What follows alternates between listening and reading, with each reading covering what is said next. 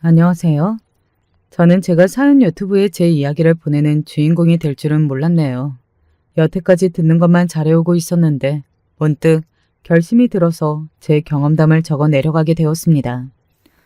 저는 경기도에 살고 있는 아줌마이고요. 제가 특이하게 여중, 여고, 여대를 나온 사람입니다. 의도를 한 건 아니었는데 어쩌다 보니 그냥 그렇게 되었어요. 여자들만 득실거리는 환경에서 쭉 공부하며 살았으나 남자를 만나는 것에는 전혀 지장이 없더군요. 제가 대학에 가서 가장 친해진 동기가 한 명 있었는데요. 동기는 고등학교를 공학을 나온 사람이었거든요. 성격도 밝고 쾌활했던 그 동기에게는 남자 고등학교 동창들이 많았어요. 그 중에 하나가 바로 제 남편이었습니다. 그렇게 소개를 받아서 처음 남편을 알게 됐고요. 23 나이에 남편과 교제를 시작하게 되었죠. 그때 남편은 군대에서 갓 사회로 나온 상태였어요. 대학 재학 중에 일찍 군입대를 했던 남편은 바로 복학을 하지 않고 아르바이트 등을 하면서 자유로운 시간을 좀 가지고 싶어 했었습니다. 그래서 그 기간 동안 저와 신나게 놀고 그렇게 연애를 했었던 거예요. 집에서 이른 복학을 재촉하지는 않았으니 남편이 마음 편하게 그런 시간을 가졌던 듯 싶습니다. 저는 대학을 다니면서 딱 1회, 한 학기를 휴학했었는데요. 명확한 이유가 있었네요. 아르바이트를 하면서 돈도 벌고 싶었고 영어 공부를 작정하고 집중해서 하고 싶기도 했으며 무엇보다 가장 컸던 휴학의 이유는 당시에 엄마가 편찮으셨거든요. 학기 등록을 불과 며칠 앞두고 엄마가 암에 걸리셨다는 사실을 알게 되었습니다. 그래서 마침 이런저런 계획과 생각도 있었던 참이었기에 망설임 없이 휴학을 선택했었죠. 무시무시한 암, 전혀 모르고 있었건만 소리 소문도 찾아온 암이 2기였던 상태의 엄마는 다행히 이겨내셨고 무사히 일상으로 돌아오실 수 있었습니다. 엄마의 곁을 지켜드리며 간병을 하고 아르바이트에 영어 공부까지 그 누구보다 저는 바쁜 휴학 시절을 보냈었네요. 그래서 기껏 일주일에 2번 잠깐씩 일을 하는 아르바이트가 전부이고 남은 기간 동안 저에게 심심하다, 놀아달라, 데이트하자 그렇게 투정을 부리는 남편이 당시에 신기해 보이기도 했었고 솔직한 심정으로 약간 부러운 마음도 있었던 것 같네요. 저는 그래 본 적이 없었으니까요. 이래저래 제가 남편보다 여유가 없이 사는 입장이었죠. 마음가짐부터 달랐다고 생각을 합니다. 제가 중학교에 다니고 있을 때 아버지가 교통사고로 돌아가셨거든요. 엄마가 미치게 괴로워하셨고 당신 때문에 아버지가 슈퍼에 들르시는 바람에 사고를 당하신 거라며 죄책감에 몸부림치셨습니다. 이미 벌어진 일을 어쩔 수 있는 것도 아니고 지금 이런다고 해서 아버지가 살아 돌아오신 것도 아닌데 저는 어째서 엄마가 그렇게나 자책을 하며 괴로움에 몸부림을 치시는 건지 도통 이해를 할 수가 없었죠. 하필이면 제가 그때 지독한 사춘기를 지나고 있던 시절이었던 거예요. 나한테는 이제 엄마뿐인 건데 엄마가 돌아가시면 그때는 어쩔 건데 내가 혼자 이 세상을 살아갈 준비라도 되어 있어? 그런 거 아니잖아. 엄마한테도 자식이라고는 나 하나뿐인데 내가 그동안 너무 무심하고 생각이 하나도 없이 막 살았구나. 나중에 가서 후회할지만 잔뜩 하면서 살았어. 저의 지난 행동에 후회가 컸던 만큼 엄마를 향해서 제가 더 애틋한 마음을 가진 자식이 되어 있었습니다. 엄마가 암에 걸렸다는 사실을 처음 알았을 때 저는 휴학을 결정하면서 가졌던 생각이 엄마만 다 나아서 건강하실 수만 있다면 이까지 대학교는 휴학을 너댓 번도 더 할 수 있고 자퇴도 할 수 있다는 것이었네요. 양친 모두 건강하시고 누나도 2명이나 있는 남편하고는 제가 입장이 많이 다른 사람이었죠. 뜨거운 연애를 했었고 자연스레 엄마도 남편의 존재를 알게 되셨어요. 마음에 들어 하셨고요. 24 되던 해의 설날 명절에는 남편이 엄마를 위해서 선물도 따로 샀었어요.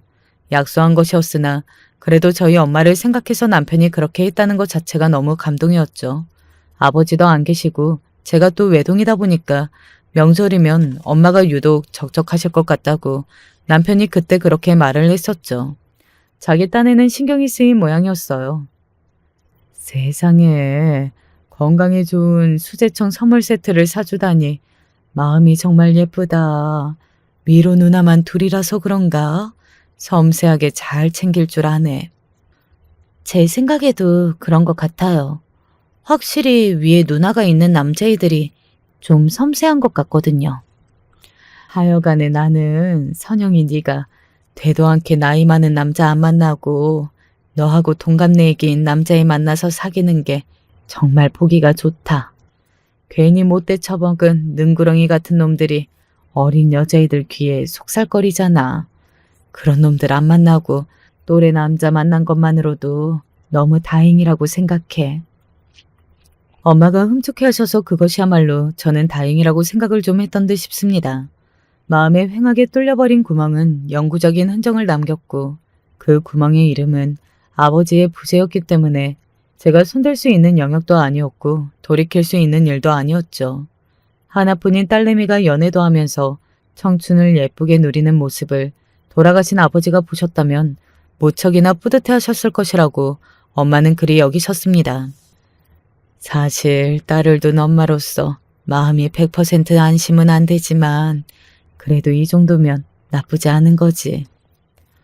저는 그렇게 말씀하시는 엄마가 마음속으로 아버지를 그리고 계신다는 걸 알았으나 후회 막심한 제 철없던 과거를 들추고 싶지 않아서 일부러 그 속내를 모르는 척 굴면서 딴청을 피우더랬죠. 엄마가 이렇게 응원을 해주시니 앞으로도 예쁘게 연애를 잘해보겠다고 말씀이나 드렸었고요. 다음 명절인 추석에는 여차하면 남편을 끼워서 엄마하고 시간을 같이 보내보겠다는 계획도 있었습니다. 그러나 저는 추석이 다가오기 전에 남편하고 헤어졌었죠. 복학을 하며 대학 생활을 하느라 여념이 없어진 남편이 바빴고요. 저는 졸업반이었기에 취업 준비로 정신이 없었습니다. 하지만 이런 것들은 사실 핑계에 불과하였고요. 남편이 당시에 저를 두고 헛짓거리를 했던 것이 저희가 헤어졌던 이유였습니다.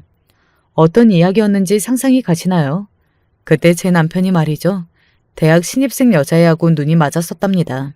저하고 이미 교제 중이었는데 그 신입생하고는 어떻게 만났겠나요? 당연히 그쪽에다가 거짓말을 하고 속였죠. 본인한테는 여자친구가 없는 것처럼 굴었던 거예요. 저는 그것도 모른 채로 남편을 만나고 있었는데 왠지 이 남자가 변한 것 같다는 느낌은 받긴 했었습니다. 왜 나하고 있을 때마다 자꾸 마음이 콩밭에 가 있는 것처럼 보이지? 과연 이게 내 착각일까? 속으로 혹시 싶었습니다. 그럼에도 저는 양다리를 걸친 바람이라고는 생각 못했고요. 저한테 그냥 마음이 좀 식어서 일어나 싶었어요. 너무 속상했죠. 그때 제가 주변에서 들었던 조언이 뭐였는가 하면 여자가 너무 집착을 하고 구속을 하면 남자들은 답답해서 더 밖으로 돈다는 이야기였습니다. 그런 조언을 듣고 나서 제가 남편에게 너무 매달리면 안 되겠다 싶어졌죠. 제 자신에게 집중을 더 하면서 시간을 보내려 노력을 했었네요. 남편에게 만나달라며 연락을 조르지 않았고요. 그런 덕분이었던 건지 저는 목표로 했던 기업에 취직을 해냈습니다. 간만에 남편과 데이트를 하러 만난 자리에서 취업 사실을 밝혔었고요. 뭐? 정말이야? 거기에 취업이 됐다고? 아니, 그럴 수가 있나? 이번에 최종 합격했어. 그런데 왜 그렇게 놀라? 나는 뭐 취업하면 안 되는 사람이야? 아니, 그게 아니라 마음의 준비를 못한 상태에서 들으니까 놀라서 이러는 거지. 나는 선영이 네가 계속 취업해서 미끄러지고 면접 준비만 끊임없이 하고 그러는 줄로만 알고 있었으니까 실패할 줄 알았어. 그런데 아니었구나. 다행이다. 정말 잘 됐네.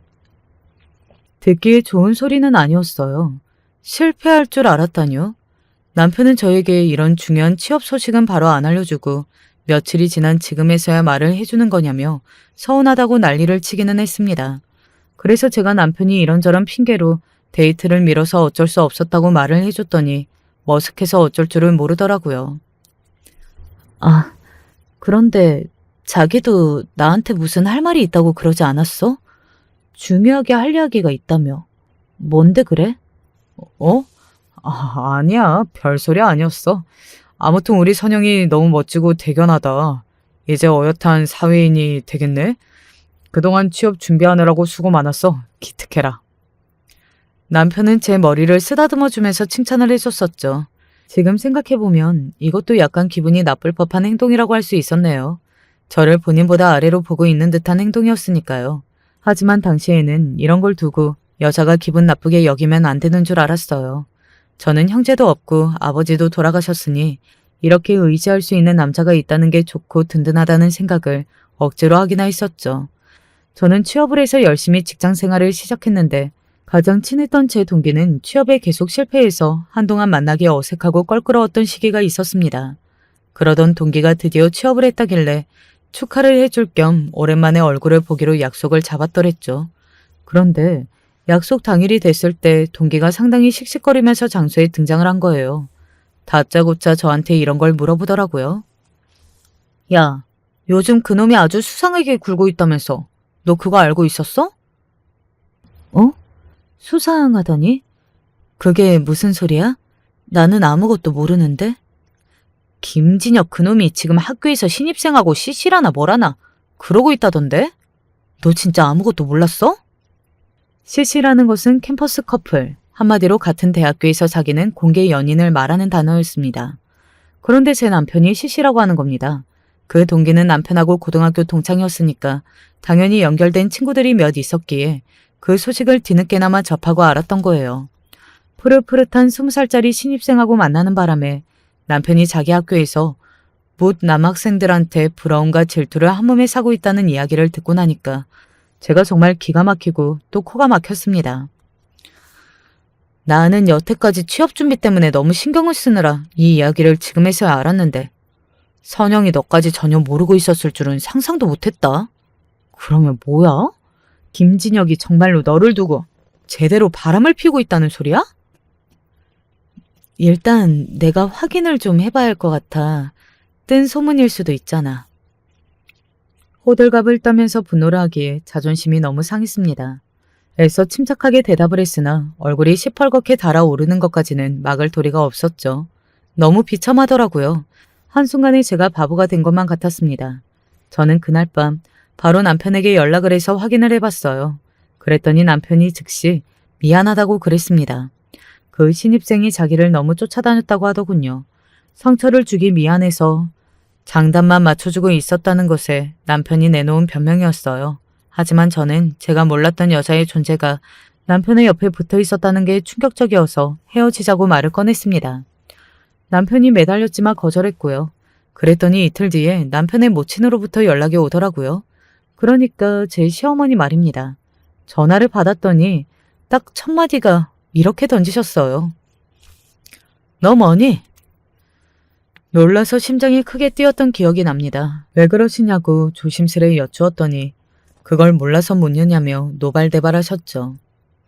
네가 뭔데 우리 진혁이한테 상처를 주고 난리니? 진혁이가 결백하다고 하잖아. 일부러 그런 거 아니라고 하잖아. 그런데 너는 왜 우리 진혁이를 못 믿어서 그러니? 너야말로 어디 뭐 캥기는 거 있는 거 아니니? 너야말로 다른 남자가 있는 거 아니야? 맞지? 네? 아니에요. 저는 절대 그런 적 없어요. 그러면 뭐가 문제야? 아무런 문제도 없는 건데 너 왜 괜히 유난을 떨어서 우리 진혁이한테 상처를 줘? 다 없던 일로 하고 조용히 둘이 다시 만나면 되겠네. 내 말이 맞지? 제가 그때 너무 당황한 나머지 얼떨결에 네 하고 만 것이 잘못이었죠. 아니 무슨 어린 초등학생도 아니고 자기 엄마한테 미주알 고주알 다 떠들어서 일러바치고 도와달라고 하는 성인 남자도 있나 싶었네요. 남편이 저한테 또 변명을 하기로는 자기 얼굴이 상한 걸 보고는 가족들이 난리가 나서 무슨 일이냐고 묻는 바람에 털어놓을 수밖에 없었다고 하더군요. 시어머니께서 저에게 따로 연락을 하시는 것도 여자끼리 대화가 잘 될 거라고 생각해서 그러시게 뒀던 거라고 하였습니다. 참나, 당연히 제 기분이 찝찝할 수밖에 없었죠. 그래도 여차저차해서 남편과 대화를 몇 번 해본 뒤에 다시 사귀기로 하였습니다. 분하지만 제가 더 남편을 사랑하는 연애였으니까요. 그만큼 배신감이 더 컸으나 앞으로 신뢰를 쌓아가며 다시 잘 만나가면 될 일이라고 여겼습니다. 그래놓고서 남편과 다시 헤어질 일이 생기고 말았으니 그건 바로 저희 엄마의 암이 재발했기 때문이었어요. 엄마의 암과 결별이 대관절 무슨 상관이냐고요? 상관이 있었죠.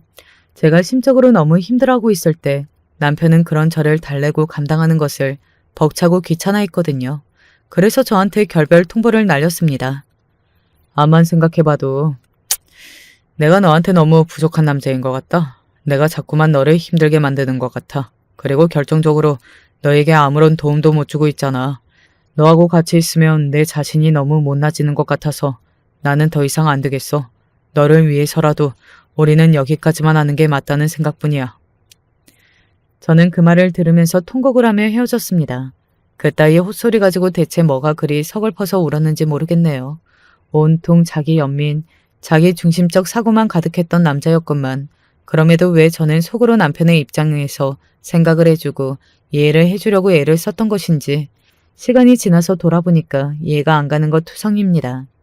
암이 재발이 된 엄마는 고비를 여러 차례 넘기셨죠.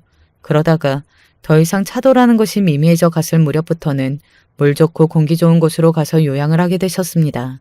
다행히도 제가 친척들은 꽤 많은 편이라서요.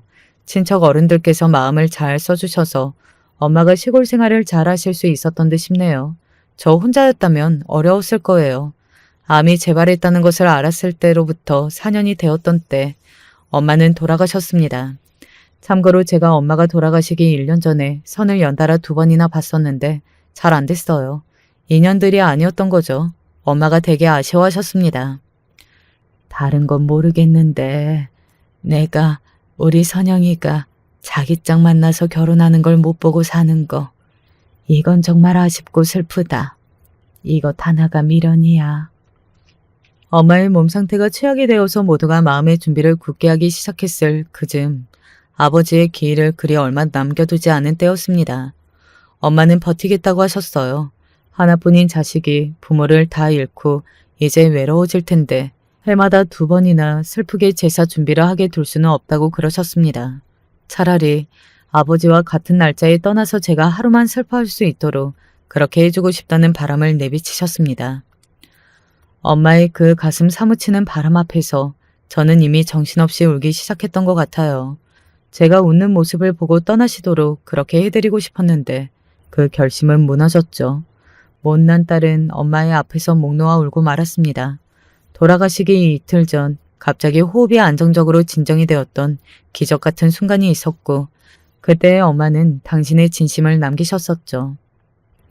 선영아, 외동으로 태어나서 외로웠지? 미안하다. 너 어렸을 때 네 친구들은 다 형제자매가 있었는데 너만 외동이었지. 엄마가 동생 못 낳아줘서 미안해. 아니에요, 엄마. 저 말고 외동인 친구들은 때마다 항상 있었어요. 저만 외동이었던 것도 아니었고요. 저는 괜찮았어요. 외동인 대신에 저는 부모님의 관심과 사랑을 독차지하고 자랄 수 있었잖아요. 저에게는 행복이었어요. 말하면서도 눈물이 줄줄 흘렀었죠. 저는 엄마가 옛날에 아버지가 돌아가시고 나서 너무 힘들고 괴로워하셨을 때 그 심정을 못 알아들이고 외면하고 심지어는 이상하다고 여겼던 것이 너무 죄송스러웠습니다. 외가 집안에서 암에 관련한 가족력도 없었기 때문입니다. 그때의 스트레스가 너무 크게 받으셨고 소가리를 하시느라 암을 얻으신 것만 같았어요. 엄마가 이렇게 되신 것에는 저의 지분도 있었습니다. 그제서야 저는 완벽하게 아버지가 돌아가셨을 때 죄책감을 가지셨던 엄마의 심정을 완벽하게 이해하게 된 것이었어요. 사람이 간사해서 역지사지를 당해보기 전까지는 상대를 결코 다 이해할 수 없다고 하던데 정말이었더라고요. 엄마가 돌아가시는 게 저 때문인 것 같아서 미칠 것 같았습니다. 친척 어른들이 사람이 죽고 사는 건 하늘이 정하는 운명이니까 제 잘못은 없다고 이렇게 말씀을 해주셨으나 저의 무거운 마음이 가벼워지는 일은 없었습니다. 엄마는 놀랍게도 아버지의 기일로 넘어간 0시 13분에 돌아가셨습니다. 그때까지 버티다가 돌아가셨던 거예요. 하나뿐인 자식을 위해서 말입니다. 그냥 저도 모르게 그 순간에 엄마는 위대하다라는 생각이 저절로 들었던 듯 싶습니다. 엄마를 보내드리고 나서 시골 요양생활을 하시며 기록해두셨던 엄마의 일기장을 들추어 보았어요. 선영이가 대학교를 다니면서 바쁘게 공부하고 연애까지 하던 시절이 정말 귀엽고 빛나고 당차 보였었지. 우리 딸이 그런 인연을 얼른 또 만났으면 좋겠네. 그렇게 된다면 내가 하늘에서 흐뭇하게 지켜봐 줄 거야. 저는 그런 대목을 발견하였고 하늘에서 엄마가 보시기에 만족스럽도록 정말 결혼을 잘해서 행복하게 살 결심을 굳혔습니다. 무겁게도 가라앉은 마음을 가볍게 띄울 수 있는 유일한 방법일 것만 같았어요. 제가 다시 남편을 만났던 건 엄마가 돌아가시고 반년 정도가 지날 무렵이었습니다. 참고로 남편은 엄마의 장례식장에 온 적이 없었고요. 어머니가 돌아가셨다는 걸 그때 내가 전에 듣기는 했었는데 감히 장례식장에 내가 나타나도 될까 싶어서 많이 망설여지더라. 뭐? 그걸 말이라고 해? 경사는 안 챙겨도 조사는 챙기는 게 사람의 기본적인 도리 아니야? 망설여졌다는 소리가 굉장히 비겁하게 들린다. 겨우 그런 소리나 하려고 나를 찾아온 거라면 더 안 들을래. 이만 가줘. 잠깐, 내 말 좀 더 들어줘. 그때 사실 우리 작은 누나가 임신 중이었어. 그래서 엄마가 장례식장에 못 가게 나를 말리셨던 거야. 미신 믿는 어른들 계시잖아. 너도 뭔지 알지? 내가 이런 걸 어떻게 당해내겠어?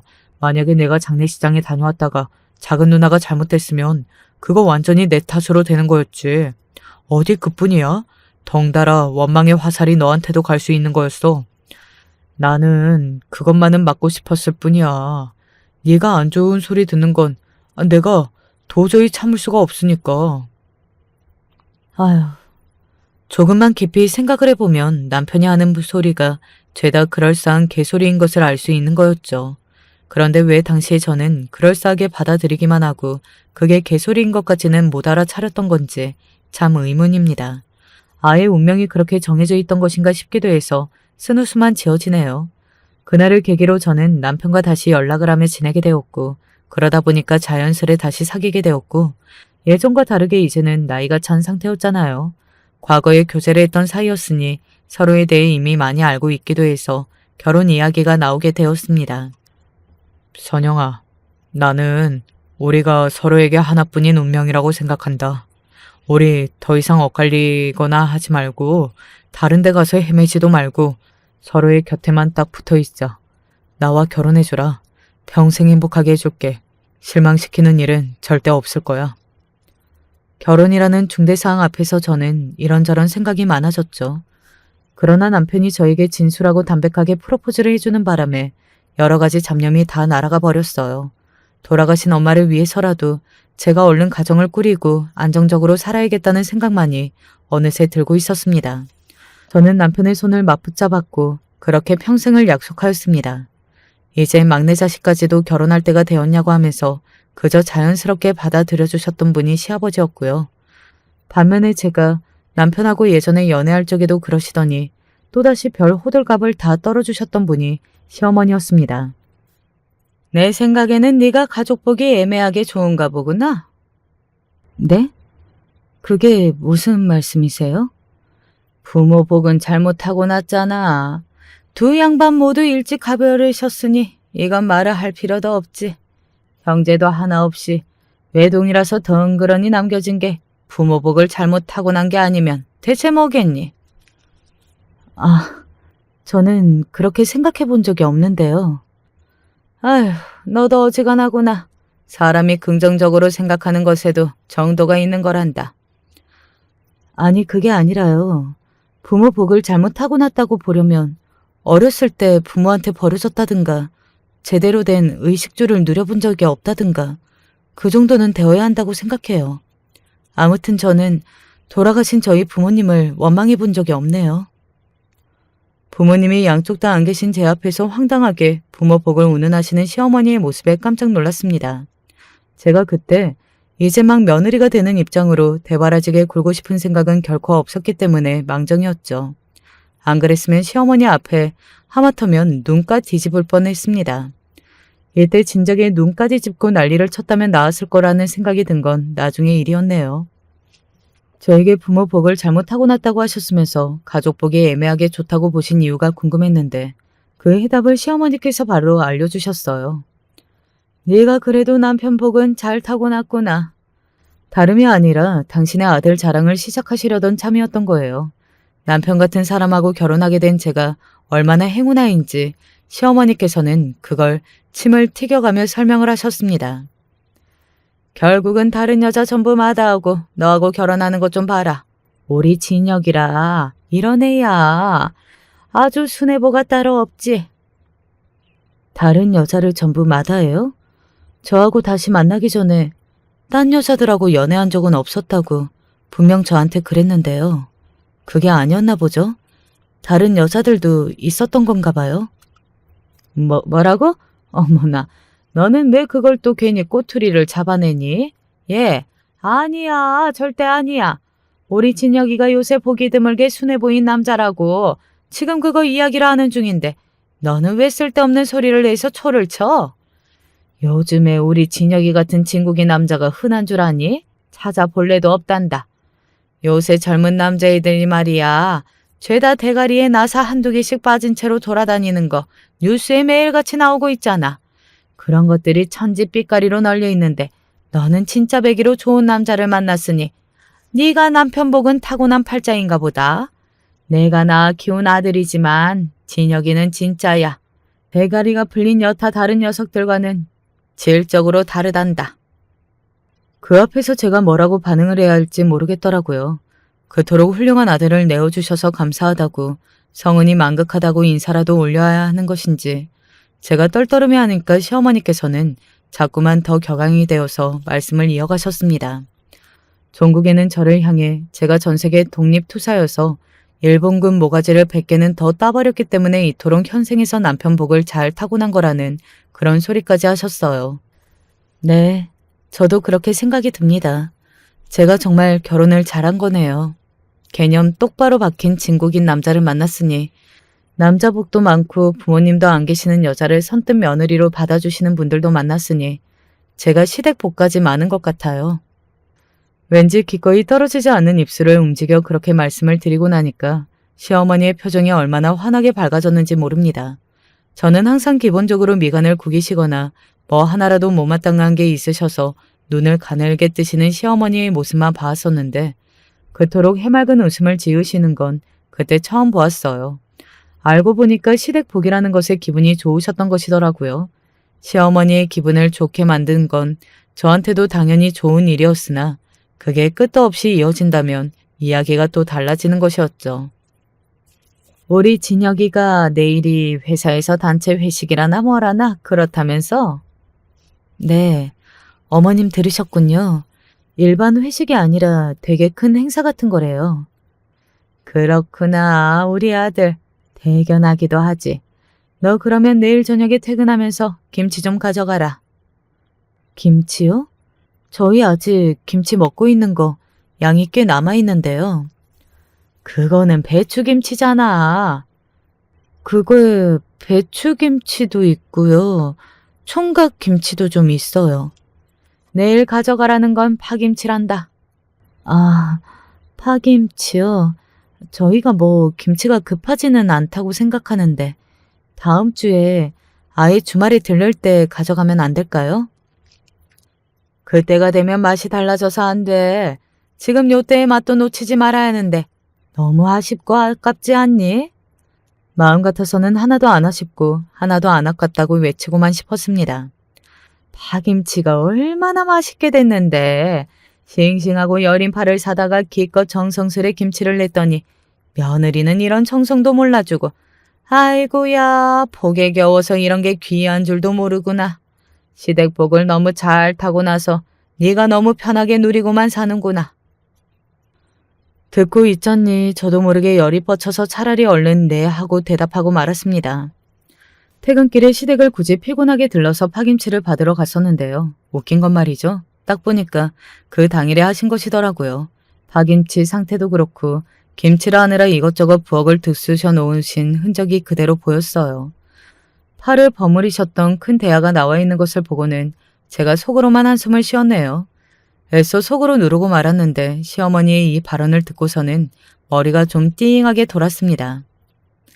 우리 진혁이가 파김치를 워낙 좋아해. 결국은 당신의 아들을 위해서 며느리를 오라가라 하신 것이었죠. 귀한 아들이 좋아하는 파김치를 전달해주기 위해서는 일을 마친 며느리가 피곤해서 파김치가 되어 있든 말든 신경 안 쓰셨던 겁니다. 이것은 시어머니께서 대략 저에게 어떻게 구셨는지를 보여주는 전형적인 예시였고요. 이것 말고도 숱한 일들이 있었어요. 제 체감으로는 사흘에 한 번 정도 주기로 시어머니 때문에 제 속이 부글부글 끓었던 것 같습니다. 아예 저한테 욕을 하신다거나 괴롭히신다거나 그랬다면 저도 폭발했을 텐데 그건 또 아니었거든요. 나는 네가 참 부럽다. 나도 너처럼 시댁복을 잘 타고난 여자였다면 내가 10년은 덜 늙었을 텐데 내가 시집 오고 나서 마음고생을 얼마나 했던지 몰라. 너는 시댁복이 넘치는 것을 매사에 감사하며 살아야 한다. 알았니? 사람이 감사한 것에 감사한 줄 알아야 하는 법이야. 그게 인생을 제대로 사는 거란다. 너는 양친이 다 안 계시니 내가 어른으로서 이런 인생을 사는 조언을 할 때마다 해줘야지. 에휴, 내가 너처럼 나같이 생각이 깊은 시어머니만 만났어도 젊은 날에 화병을 안고 살지는 않았을 텐데. 아우, 진짜 할 수만 있다면 제 입에서 시댁복이라는 단어가 튀어나갔던 그때로 돌아가고만 싶었어요. 그 단어를 뱉기 전에 제 입을 접착제로 발라버렸어야만 했습니다. 그때 말 한 번 잘못 뱉었다가 두고두고 속이 부글부글 끓은 줄 몰랐던 것이죠. 걸핏하면 저에게 남편복, 시댁복, 잘 타고난 천하의 행운아. 그러나 부모복은 잘못 타고 나서 그거 하나 조금 아까운 경우라고 시어머니께서는 지겹지도 않은지 도돌이표 마냥 똑같은 소리를 또 하고 또 하셨습니다. 그나마 시누이들이 결혼해서 각자의 가정을 꾸리고 사느라 육아에 정신이 없어서 망정이었죠.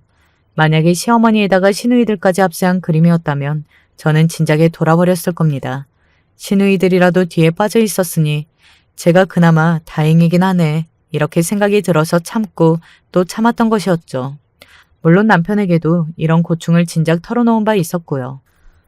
아버님은 나한테 별 말씀을 하신 적이 없는데 가면 갈수록 어머님은 나만 보셨다 하면 쉬지도 않고 계속 말씀을 이어가셔서 나 진짜 머리가 아파. 오죽하면 내가 그만 말씀하시라는 그 말씀조차 드릴 틈이 없는 것 같다니까. 올 아버지가 원래 좀 무심하셔. 그래서 엄마가 외로우시니까 더 그러시는 걸 거야. 딸들도 죄다 시집가서 애들 키우느라 바쁘다고 자주 안 오는데 엄마가 기댈 건 며느리뿐 아니겠어? 그러니까 좋은 마음으로 우리 엄마 좀 품어드려. 그런데 왜 며느리뿐이야? 아들도 있잖아. 아들하고 며느리하고 같아? 뭐가 다른데? 아들은 친자식이고 며느리는 피 한 방울 안 섞인 남이니까 이런 면에서 다르다는 건가? 그런 소리가 아니잖아. 여자들끼리만 잘 통한다는 게 있다는 이야기였어. 어차피 부모님도 안 계시면서 우리 엄마한테 잘해드리면서 효도 좀 하는 게 어때? 너무 그렇게 냉정하게 생각을 안 했으면 좋겠다. 왜 이야기가 그렇게 튀는지 모르겠네. 내가 부모님이 안 계신 거랑 이거랑 왜 연관을 지어? 그리고 내가 지금 엄청나게 축소를 해서 얘기한 건데 실제로는 어머님이 잔소리가 장난이 아니야. 설교만 내도록 듣는데 안 가면 전화를 하시고 전화를 안 받으면 찾아오겠다고 으름장을 놓으시니까 나는 궁지에 몰린 생쥐가 된 것만 같아. 그 생쥐라도 되고 싶어서 난리인 여자들이 세상에 참 많을 텐데. 저는 남편의 말에 제 귀를 의심했죠. 지금 뭐라고 했냐고 물었더니 남편은 딴청을 피웠고 그러면서도 제가 과분한 결혼 생활에 대해 감사해야 할 줄 모르는 것 같다는 툴툴거림을 잡게 해댔습니다. 제 얼굴이 뜨거워졌죠. 정말로 제가 그럴 자격도 안 되는 주제에 결혼을 잘하고 시댁을 잘 둬서는 오만방자게 구는 사람이 된 것만 같았습니다. 그 순간에는 그냥 그렇게 느껴졌어요. 생각해보면 연애 시절 제 쪽에서 남편을 더 많이 좋아했었죠. 그때 열렬히 사랑했던 제 자신은 어디로 가버렸나 싶어서 정신을 차리려고 했던 것 같아요. 결혼했다고 끝이 아니라 남은 평생을 생각해보면 이제야 시작인 것이고 매사에 노력을 해야 한다는 결론이 지어졌습니다. 그래서 저는 그 이전보다 더 남편에게 마음을 다했고요. 시어머니께서 자꾸 저를 낮잡아 보시고 남편과 시댁은 하늘인 것처럼 말씀을 하셔도 한 귀로 듣고 남은 한 귀로 흘렸습니다. 저 하나만 마음가짐을 점차 고쳐 먹음으로써 모두가 평화롭게 지낼 수 있다는 생각이 들기도 했었죠. 그렇듯 바보 같았던 저의 일상이 깨진 것은 남편의 수상한 행동을 발견하면서부터였습니다. 제가 원래 한번 잠에 들면 안 깨는 유형인데 그날따라 자기 전에 물을 많이 마셔서 눈이 떠지고 말았어요. 화장실을 가려고 일어났던 새벽 1시에 남편이 통화 중이었습니다. 베란다에 서서 누군가와 전화를 하고 있었는데 언뜻 옆모습을 보기에도 웃고 있었으며 목소리도 밝았죠. 유부남이 그런 야심한 시각에 신나서 통할 일이 뭐가 있을까요? 자기야, 지금 누구랑 통화해? 어우, 깜짝이야. 언제 일어났어? 나 그냥 친구하고 간만에 통화 좀 하고 있었어. 다가가서 물었더니 남편이 귀신이라도 본 것처럼 놀라더군요. 얼른 통화를 종료하고 휴대폰을 뒤로 감추는 모양까지 너무 수상했습니다. 대관절 무슨 친구냐고 물었더니 횡설수설하면서 고등학교 동창 녀석이 술이 취해서 전화를 걸었다길래 장단을 맞춰주고 있었다고 하더군요. 휴대폰 좀 보자고 했더니 사람을 왜 의심하냐면서 펄쩍 뛰었습니다. 여태까지 서로 휴대폰 같은 건 들여다보지 않고 지냈거든요. 그럴 필요도 없었고요. 하지만 암만 해도 수상해서 찝찝해하고 있었는데 시어머니께서 이튿날 저에게 노발대발하셨어요. 네가 뭔데 우리 건실한 아들을 의심하고 그러니? 너야말로 뭐 잘못한 구석이 있는 거 아니야? 네가 찔리니까 괜히 우리 아들을 잡는 거지. 기가 막혔죠. 예나 지금이나 한결같으신 시어머니의 논리가 사람을 짜증나게 만들었습니다. 남편은 저에게 본인이 제대로 삐졌다고 그랬어요. 의심을 당한 것 자체가 너무 기분이 나빠서 크게 삐졌다고 했습니다. 그래서 제가 얼떨결에 남편에게 사과를 했었죠. 의심해서 미안하다고 말입니다. 설마 저렇게까지 하는데 진짜 수상한 짓거리를 했을까 싶었어요. 근데 설마가 사람을 잡더라고요. 저에게는 너무 중요한 부모님의 제사가 다가오던 때였습니다. 남편이 급한 출장을 가게 되었다고 했어요. 아, 미치겠다. 원래 내일 사수가 출장을 가는 건데 지금 회사랑 완전히 틀어져서 그 사수가 지금 퇴사하냐 마냐 이러고 있거든. 그래서 내가 급히 대신 가게 되었어. 이해해 줄 수 있지?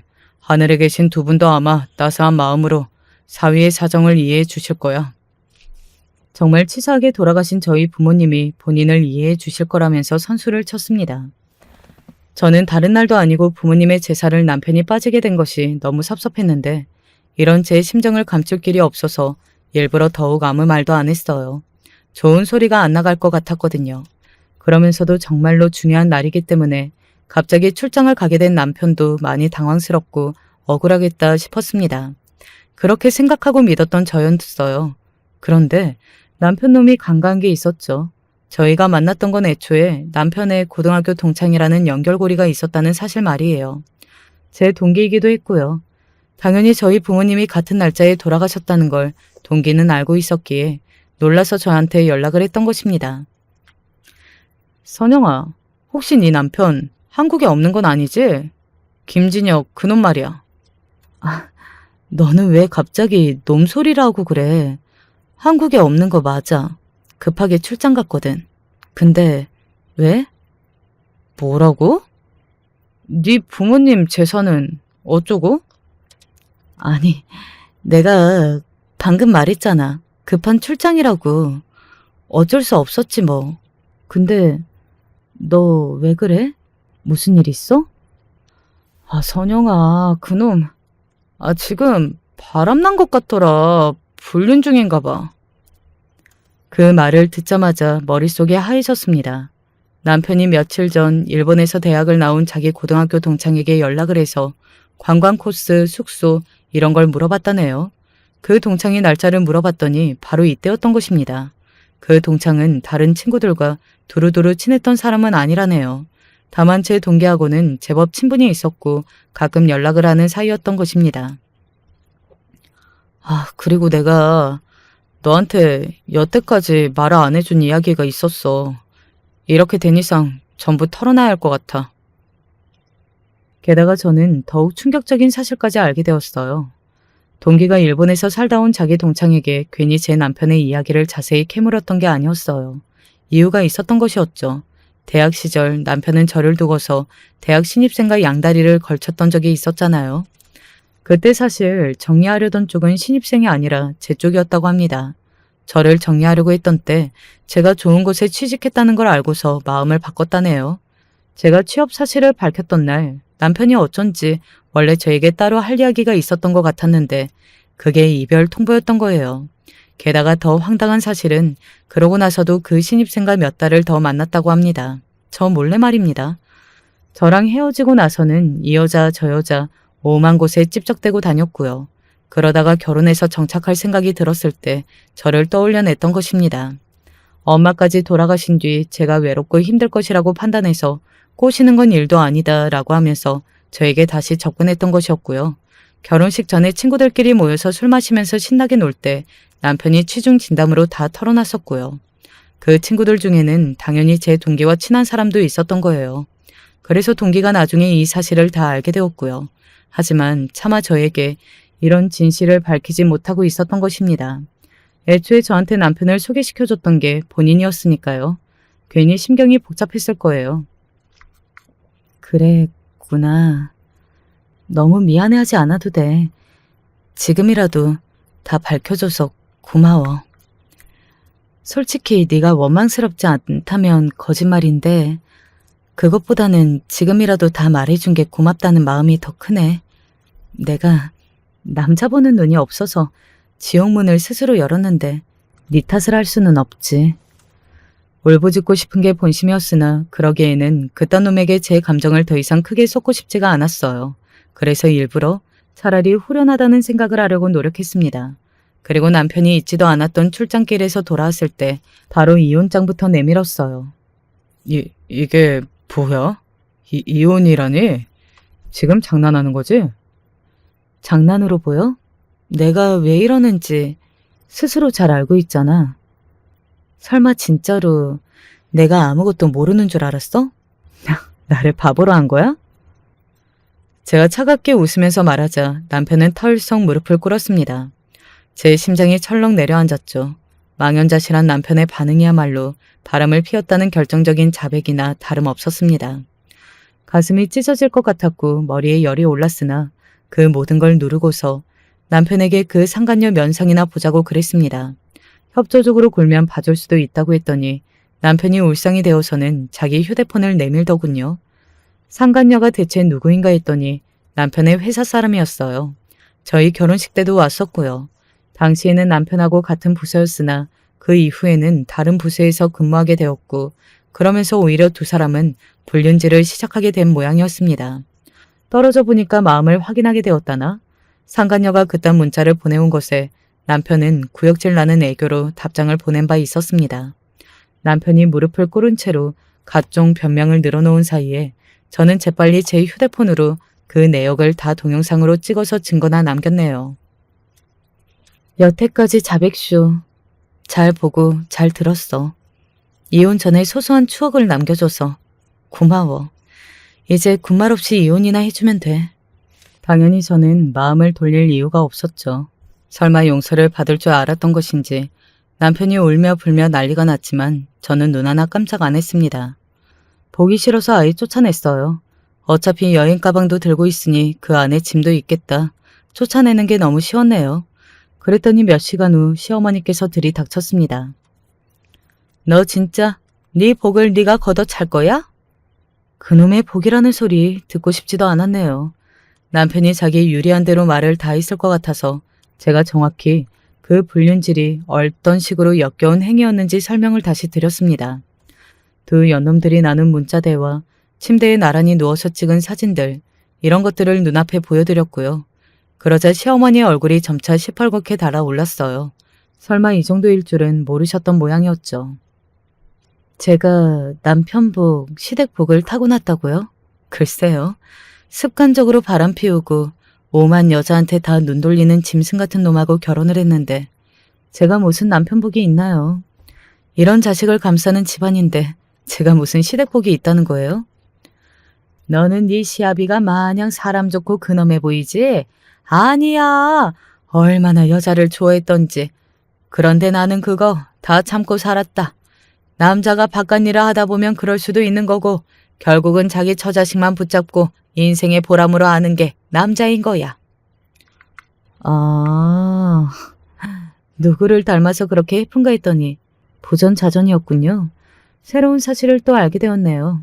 바람도 악질이지만 저희 부모님 제삿날인 거 알면서도 굳이 해외까지 쳐가서 상간녀하고 놀아놨다는 게 용서받을 수 없는 짓거리라는 거예요. 아시겠어요? 어머님 아들이 얼마나 구제불능인지? 그 순간 시어머니께서 제 뺨을 후려치셨어요. 제가 피해자인 상황에서 설마 맞을 줄은 몰랐기에 어이가 없었습니다. 사위가 백년 손님이라는 말도 너는 모르니? 사위가 백년 손님이라는 말도 너는 모르니?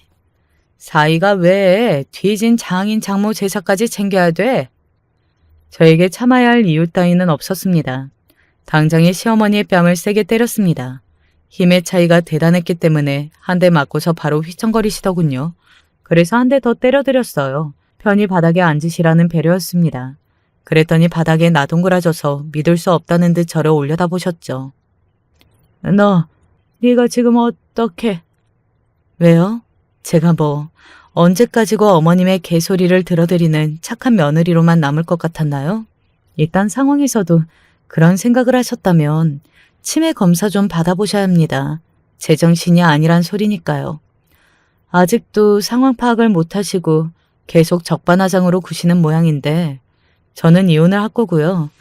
제가 기만당하고 농락당한 거 그것도 그대로 갚아줄 거예요. 뭐? 갚아주다니. 너 그게 무슨 소리니? 두고 보시면 알아요. 저한테 싹싹 빌어도 모자랄 판에 적반하장으로 구셔서 아무튼 저는 많이 놀랐습니다. 놀란 가슴 진정해야겠으니까 이만 나가주세요. 방해됩니다. 차갑게 말을 뱉은 저는 억지로 시어머니를 일으켜서 문 밖으로 쫓아냈습니다. 그제서야 후회가 되셨는지 잘못했다고 하시며 대화 좀 하자고 간청을 하셨으나 제 마음은 이미 차갑게 얼어붙은 뒤였어요. 소란을 피우시면 경찰을 부르겠다고 했더니 눈물바람으로 돌아서셨습니다.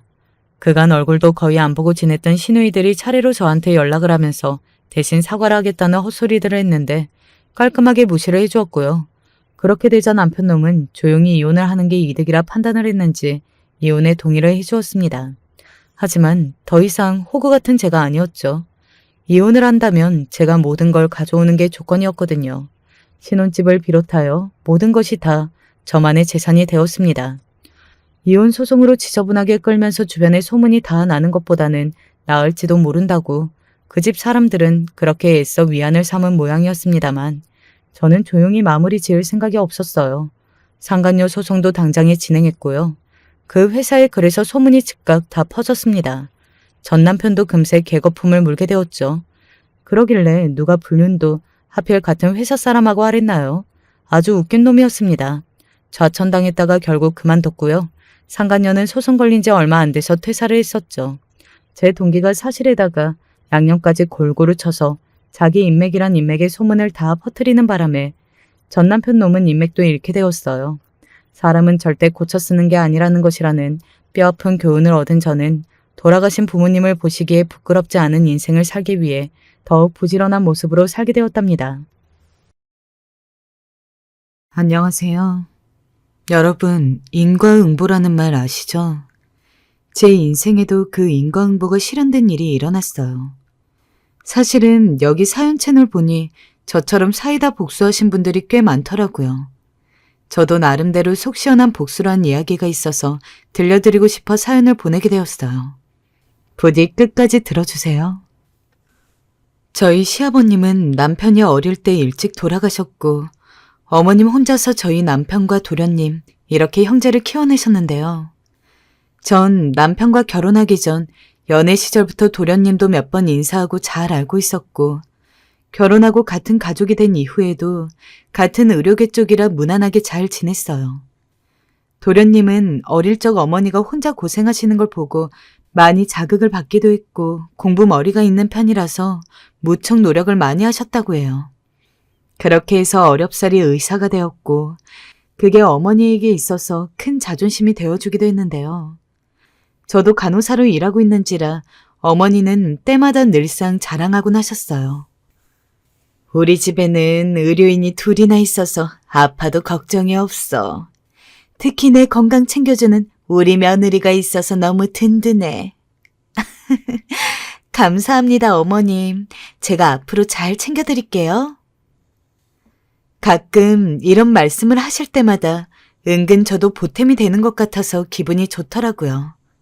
형제들 간 사이도 좋은 편이었고 그렇게 가끔씩 가족 모임도 하고 무난하게 잘 지내왔었어요. 근데 그러던 어느 날 문제가 생기고 말았어요. 도련님이 지금의 동서와 연애를 하게 되시면서부터 뭔가가 꼬이는 것 같더라고요. 동서는 알고 보니 제가 일하는 곳 병원장님의 조카였고 의사였어요.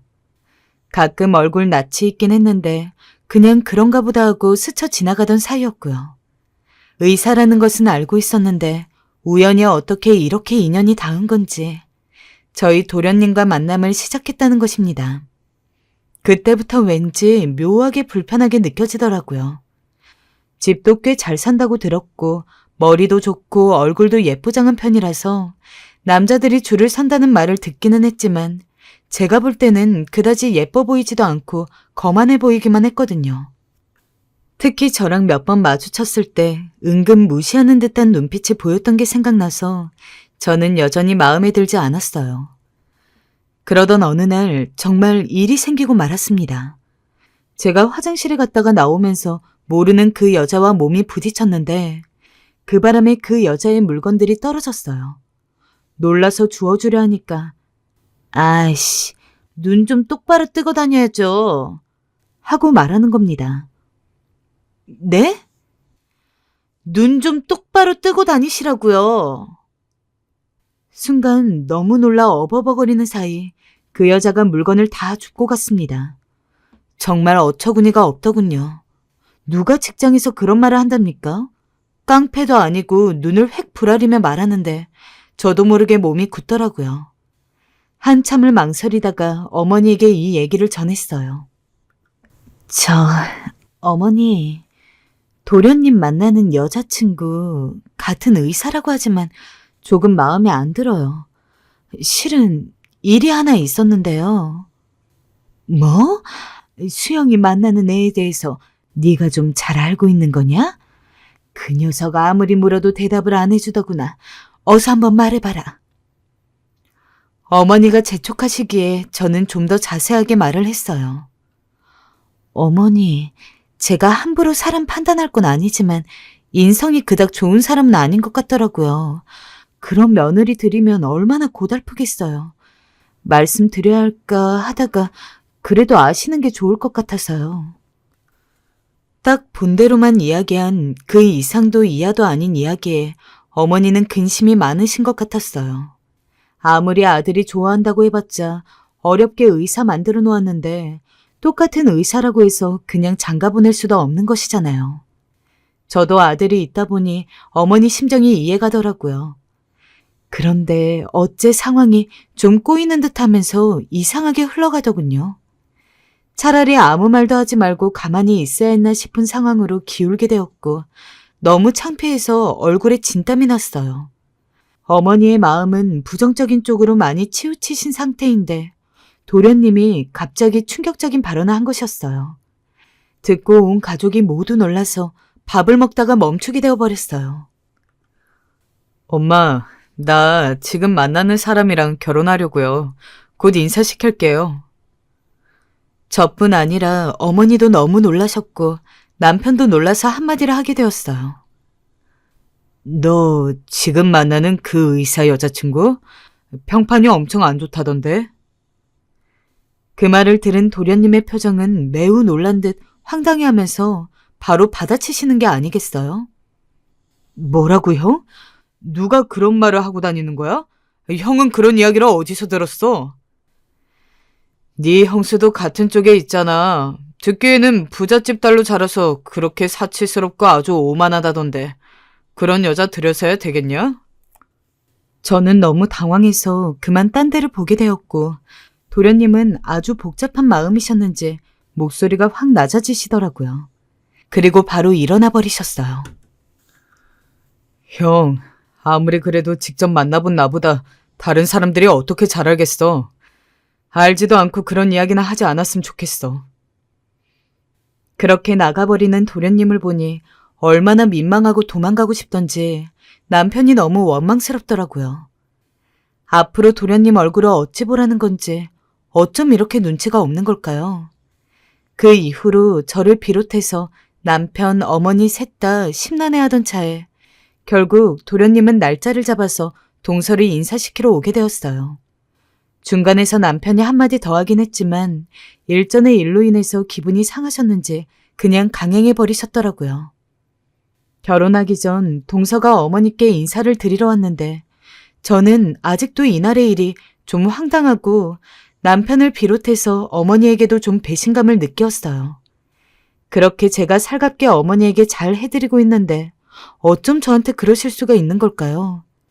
남편도 제 편이 되어줬어야지 갑자기 줏대 없이 구는 게 너무 황당해서 뭐라고 막 화를 내고 싶더라고요. 안녕하세요. 수영 씨에게 말씀 많이 들었어요. 아주 좋은 형수님이시라고 칭찬하더라고요. 저와 안면이 있으시다고 하는데 제가 기억이 잘 안 나네요. 그래도 너무 반갑습니다. 아, 네. 안녕하세요. 좋은 형수라니. 분명히 남자친구인 도련님한테 이야기를 전해 들었을 것 같은데 너무 가식적인 거 아닌가요? 그리고 저랑 몇 번 눈 마주친 기억이 있으면서 기억이 안 난다니요. 첫 대면부터 기분이 상하던 중 동서는 진짜 보통이 아닌 사람이란 걸 알게 되었는데요. 이때 어머니의 태도가 너무 달라져서 솔직한 마음으로 어머니도 정말 얄밉게 느껴지더라고요. 어머님, 안녕하세요. 늘 만나 뵙고 싶었는데 이제야 만나 뵙게 되네요. 빈손으로 오긴 그래서 선물 하나 준비해 왔어요. 큰 건 아니니 그냥 부담 없이 받아주세요. 아휴, 그래요. 어서 와요. 뭘 이런 걸 다 사오고 그래요. 그냥 와도 되는데. 아니, 근데 세상에, 이거 명품 아니에요? 아이고, 이걸 처음에는 내가 어떻게 받아야 하는지. 대체 얼마나 도련님이 탐났으면 첫 만남에 어머니에게 명품 선물을 해오는 걸까요? 누가 보면 결혼 예단이라도 되는 줄 알 것 같아요. 저는 딱히 그럴 형편이 아닌지라 시집 오면서 아주 간신히 작은 선물만 어머니께 해드렸고 그때도 만족한다고 해주셨거든요.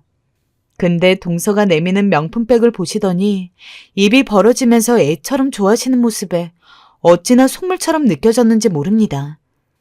그런데 거기에 대답하는 동서 말도 아주 가관이었어요. 진짜 보통 내기가 아니더라고요.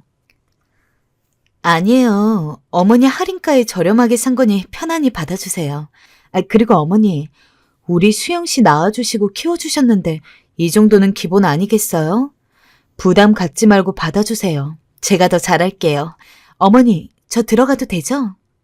그럼요. 얼른 들어와요. 부잣집 딸로 태어났다면서 뭐가 저렇게 아쉬워서 시어머니한테 지고 들어가는 건지 어이가 없더라고요. 어지간히 자존감이 부족하단 것 같다는 생각까지 들더라고요. 아주버님, 형님, 두 분 선물도 준비했어요. 받아주세요. 동서가 그러면서 내민 건 백화점에서 사온 과일 바구니와 고가의 양주였어요. 그걸 받자마자 해벌레의 입이 벌어졌고 그때부터 남편은 입이 마르도록 칭찬을 하더라고요. 아니, 이거 내가 먹고 싶었던 술인데 내가 술 좋아하는 거 어떻게 알았어요? 동생한테 들었나? 네, 들었어요. 좋아하셔서 다행이다. 사면서 안 좋아하시면 어쩌나 걱정 많이 했거든요. 형님 건 뭘 해야 할지 몰라서 그냥 과일 바구니인데 괜찮죠? 아, 네, 그럼요. 괜찮아요. 솔직히 어이가 없었어요. 얼마나 화가 나던지요. 아무리 봐도 동서가 우리를 무시하는 게 틀림없는데 말이에요. 어머니께는 거의 1,000만 원을 호가하는 명품백을 사드렸고 우리한테는 200만 원도 안 되는 수준의 선물을 사온 게 말이 되나요? 같은 급을 사달라는 게 아니라 첫 만남의 가족들을 만나러 선물을 준비해 올 거면 비슷한 걸로 사와야 비교가 안 되는 거 아닌가요? 그것도 과일 바구니만 딱 봐도 마트에서 사온 그저 그런 거더라고요. 마치 저를 겨냥한 듯이 말입니다. 받으면서도 기분을 상하게 하다니 진짜 보통 고단수가 아니구나. 나를 제대로 먹이려고 하는구나 느껴졌어요. 그러면서 더 경악스러웠던 건 마지막에 물을 마시러 온 동서와 잠깐 단둘이 있던 적이 있는데요. 저에게 그러더군요. 아, 맞다. 그리고 형님, 생각해보니 제가 저번에 화장실에서 형님을 한번 마주친 적이 있는 것 같아요. 그때 제가 말 실수를 좀 한 것 같은데 아직도 설마 기억하시고 꽁하게 품고 있으신 거 아니죠? 제가 그땐 좀 안 좋은 일이 있어서 그랬어요. 그러니 다 잊어주세요.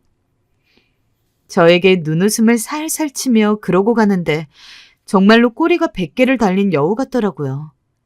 하지만 절대로 둘이 결혼만은 시키지 말아야겠다고 맘먹고 있는데 세상 일이 왜 이렇게 뜻대로 안 되는지 모르겠습니다.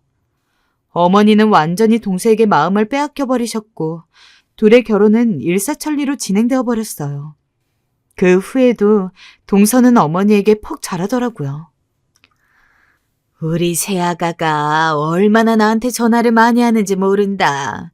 애교도 많고 의사이고 배려도 많고. 글쎄, 오늘은 나한테 저녁을 먹으러 가자고 하는 거야. 그래서 따라갔는데 글쎄 청담동에 연예인들이 오는 그런 레스토랑이었지 뭐니? 얼마나 고급스럽던지. 난 그런 데를 평생 안 가봐서 뻘쭘하게 앉아 있었는데 우리 새아가가 알아서 다 주문해주고 해주더라.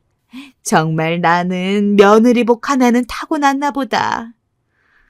네, 어머님. 좋으셨겠어요. 어머님이 만족하셨다니 다행이에요. 다음번엔 더 좋은 곳으로 데려다 드릴게요. 마침 제가 청담동에 자주 가는 고깃집이 있는데 어머니 한우 좋아하신다고 하셨죠? 거기에 한우가 부드럽고 아주 맛있거든요.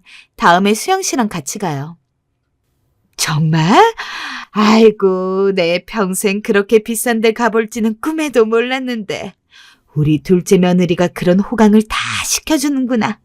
고맙다, 아가야. 우리 아가, 뭐 먹고 싶은 거 없니? 저 그럼 밖에서 사 먹는 음식 말고 오늘은 집밥이 먹고 싶어서요. 어머님, 미역국 끓여주시면 안 돼요?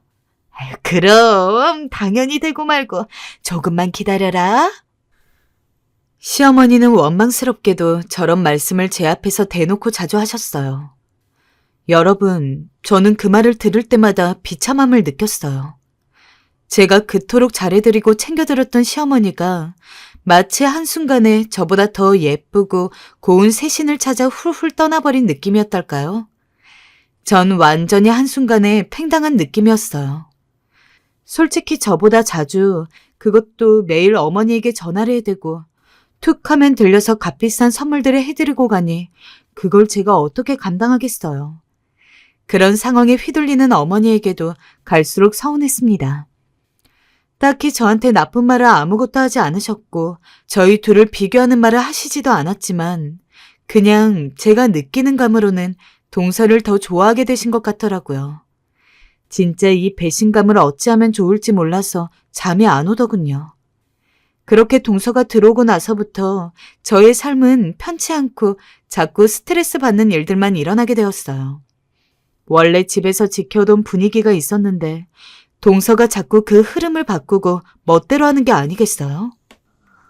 어머니, 이번 명절은 집에서 음식하지 마시고 나가서 우리 맛있는 거 먹고 또 놀러 다니기로 해요. 제가 하는 음식들로 식구들끼리 맛있게 먹는 게 유일한 낙이었는데 이런 것조차 멋대로 흐름을 바꾸려는 게 싫었지만 어머니가 그러시더군요. 그래, 나도 실은 나이들과 하니 음식하는 게 다 귀찮더구나. 우리 아가 말대로 하자. 아가, 먹고 싶은 거 먹자. 뭐 먹고 싶니? 저번에 수영이가 그러던데 한식을 좋아한다면서. 저한텐 묻지도 않았어요. 동서한테만 물으시더라고요. 거기다 심지어 그날은 제가 이미 그 전날 음식들을 몇 가지 좀 해간 날이었습니다. 직장에서 피곤한 몸 이끌고 들어와 그래도 내일 명절이니 어렵사리 시간 내어 요리해 본 거였죠. 동서, 미안한데 내가 음식을 미리 해온 게 있어서 이번 명절은 그냥 집에서 하고 다음 명절 때부터 밖에 나가서 먹는 게 어떨까 싶은데 어머님, 어때요? 예, 무슨 말을 그리 하니? 그건 너 집에서 반찬 해온 게 뭐 얼마나 된다고. 그건 너 집에서 먹으면 되지. 오늘은 우리 새아가 좋아하는 거 먹자꾸나. 얼른 나가자. 다들 준비하렴. 너무 황당했습니다. 결국 동마는 동서 편을 들으시는 것 같아 우라가 치밀었습니다. 현재 부모님 양쪽이 다 안 계신 저에 비해 대대로 빵빵하게 의사 집안에 건물도 몇 개씩 갖고 있는 동서가 얼마나 예뻐 보이시겠어요. 솔직히 집에서 음식 해먹나 밖에 나가나 재료비면 노동이며 돈으로 환산하면 같지만 그게 문제가 아니었어요. 시어머니가 대놓고 절 무시한 게 이 모든 게 동서의 결정으로 흘러가는 게 마음에 안 들었습니다. 같은 며느리면 명절에 와서 오자마자 옷도 편하게 바꿔 입고 바로 일할 준비해야지. 초반에 위아래로 차려입고 와서는 계속 저한테 몇 마디 말을 건네대는 게 그때부터 어쩐지 예감이 안 좋긴 했어요. 여보, 나 너무 화나. 어떻게 어머님 나한테 그러실 수가 있어? 동서는 아까 나한테 뭐라 했는 줄 알아? 당신 없을 때 계산대에 서 있는데 글쎄 그러는 거야. 옷 어디서 샀냐고. 내가 시장에서 샀다 하니까 그럴 줄 알았대. 이거 나 무시하는 거잖아. 완전 깔보는 거잖아. 내가 왜 동서한테 그런 대접을 받아야 해? 당신 너무 예민하네. 아니 뭐 옷이 별로라고 말한 것도 아니잖아. 그냥 시장에서 산 티가 좀 났나 보지. 뭘 그리 예민하게 받아들여? 그리고 내가 봐도 그 옷은 시장 티가 나. 왜 그러고 다녀? 당신도 좀 꾸미고 다니지. 옛날 처녀적인 잘도 꾸미더만 애 낳더니 완전 퍼져선 여자면 관리도 하고 그래라. 너무 속이 상인 남편에게 이 일을 털어놓았는데 남편의 반응은 정말이지 더 기가 막혔죠. 동서에게 화난 감정이 남편에게로 갔고 전 남편과 한동안 냉정기를 가져야만 했습니다. 동서가 들어온 후로 시어머니와의 사이도 남편과의 사이도 그렇게 점점 안 좋아졌어요. 하지만 딱히 명절 때 아니면 마주칠 일도 많이 없을 것 같고 저나 동서네나 어머니 댁에서 멀리 살지는 않았지만 그냥 될 대로 되는 식으로 거리를 유지하면서 보냈어요. 만날 때마다 화병을 얻어서 돌아오게 되니 저도 스트레스 안 받으려면 안 보는 게 낫겠더라고요. 어머니도 제가 동서를 싫어하는 걸 눈치채셨는지 저한텐 딱히 동서 얘기도 안 하시고 워낙 동서가 왕래를 잘해서 그런지 저한테 오라가라 연락도 잘 안 하시고요. 그렇게 지내오던 중 어느 날 갑자기 전화를 하셔서 동서 이야기를 또 꺼내시길래 또 무슨 말을 하려고 저러시나 싶어 혈압이 올랐어요. 큰애야, 둘째 내가 글쎄 쌍둥이를 가졌다지 뭐냐? 그것도 남자애 여자애 하나씩 말이다. 지금 한창 입덧한다고 성화인가 보다. 안정될 때까지 말을 못했다는구나. 아휴, 참 너무 기쁜 일이지 뭐니?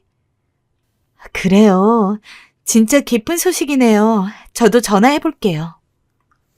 젊어서 그런 건지 임신도 잘 되는구나 싶어서 처음에는 그냥 전화를 끊었는데요. 저는 난임이어서 아주 힘들게 아들을 가졌고 모든 상황을 가족들에게 시시콜콜 알려왔는데 동서는 확실해질 때까지 말을 안 했더라고요. 딱히 문제될 것도 없는데 왜 말을 안 하고 저러고 있었는지 이해가 안 되기도 하고 그래도 윗사람한테 알릴 거면 어머니한테만 알리지 말고 형님인 저한테도 연락을 했어야지. 좀 얄밉더라고요. 어머니 통해서 듣게 하는 게 기분이 무척 나빴어요. 초반에는 그래도 저한테 먼저 전화도 해오더니 가족 모임 때마다 제가 몇 번 싫은 기색을 한 걸 눈치채서 그런지 자꾸 어머니 통해서 듣게 하더군요. 본인이 의사이건 뭐건 간에 가족관계에선 그런 건 아무런 상관도 없는데 참 건방지다 싶었어요. 하지만 어쨌건 임신이 된 건 축하해줘야겠으니 연락을 했습니다. 정말 조금도 마음에 없는 말을 해야 하는 게 힘들었지만 어쩔 수 없었으니까요. 동서 쌍둥이 가졌다며? 축하해. 입덧한다고 들었는데 힘들겠다. 네, 형님. 애기 가져보니 형님이 얼마나 힘들게 아이 키우셨는지 알겠어요. 지금도 너무 소화가 안 되어서 힘들어요. 그래? 죽이나 이런 걸 먹어야겠네. 나도 입덧이 있어서 힘들었어. 그럼 형님이 사다 주실 수 있으세요? 제가 웬만하면 가겠는데 지금 입덧이 너무 심하고 열도 있어서 병원에도 못 가고 있었거든요. 만약에 퇴근하고 오면서 사다 주시면 정말 고마울 것 같아요. 수영 씨는 요즘 야근이 많아서 집에 늦게 들어오거든요. 저보고 갑자기 전복죽을 사다 달라니 당황스럽긴 했지만 애걸복걸하며 부탁까지 하길래 일단 제 딴에는 동서 생각해서 전복죽을 사갔어요. 그래서 배를 누르고 들어갔더니 동서가 무척 놀라더군요. 아, 형님, 정말 오셨네요? 얼른 들어오세요. 동선의 집은 결혼할 때 친정에서도 좀 보태주셨다고 들었는데 가보니 확실히 으리으리하긴 하더군요. 밖에서 볼 땐 평범했는데 돈이 많아서 그런지 인테리어도 엄청 비싸게 돈을 들였는지 같은 동 사는 아는 애기 엄마네 집보다도 훨씬 좋아 보였어요. 혼수를 해왔다던 가전들도 다 비싸 보였고요. 이런 크고 좋은 집에서 잘 살고 있는데 이 반도 못 되는 집에서 살고 있는 내 주제에 뭔 걱정을 해서 죽까지 사들고 왔나 싶었지만 그래도 일단은 상황이 안타까우니 내밀었습니다. 그런데 세상에 동서가 죽을 받고서나 하는 말에 저는 너무 화가 나서 몸이 떨리더군요. 사람이 아무리 돈 많고 능력 좀 있다고 해도 그렇지 이렇게 무시해도 되는 건가요? 어머, 형님, 죄송해요. 제가 원래 전복을 못 먹어요. 저 생각해서 사다 주셨는데 죄송해요. 이따가 수영 씨 오면 대신 먹으라고 할게요. 아니면 다시 팥죽으로 사다 주실 수 있으세요? 어? 팥죽으로 사다 주세요, 형님. 왕복거리가 얼마 되지도 않잖아요. 금방 갔다 오실 수 있을 거예요. 번거롭게 해드려서 죄송해요. 이게 무슨 똥개 훈련일까요? 전 결국 전복죽 못 먹는다는 말에 팥죽을 사러 나가야 했어요.